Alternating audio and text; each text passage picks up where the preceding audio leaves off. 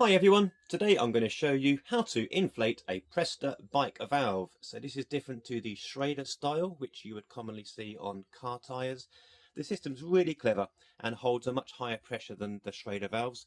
But the first thing you need to do is to remove this lock nut. If you remove the lock nut, just by unscrewing it, not removing it completely, not a lot will happen.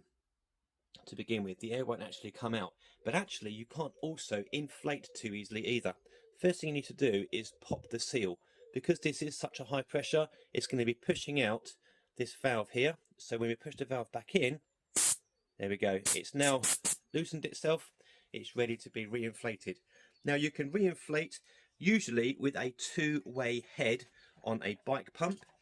When I say two-way, it means one side of the head typically will work with a Schrader and the other side of the head will work with the Presta. So if you have the Presta, then you're in business because you can pop that straight on. Otherwise, you need to get yourself an adapter like this. These are really cheap to buy on various sites online, or just nip along to your local bike shop. And this basically converts the Presta into a Schrader. So with this lock nut removed a little bit, as you can see, you're going to screw this first part on. Just nip it up, it doesn't need to be stupidly tight, it's just to hold it in place.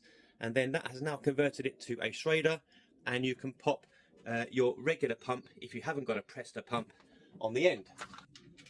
Popping on like so, you will lose a bit of air like you would on a regular car valve as well. But then you're in business, ready to reinflate. Once you're done, you can pop it off. You can remove this if you have used that as part of the system. And then it's simply a case of retightening the lock nut just there and then popping on the cap at the end.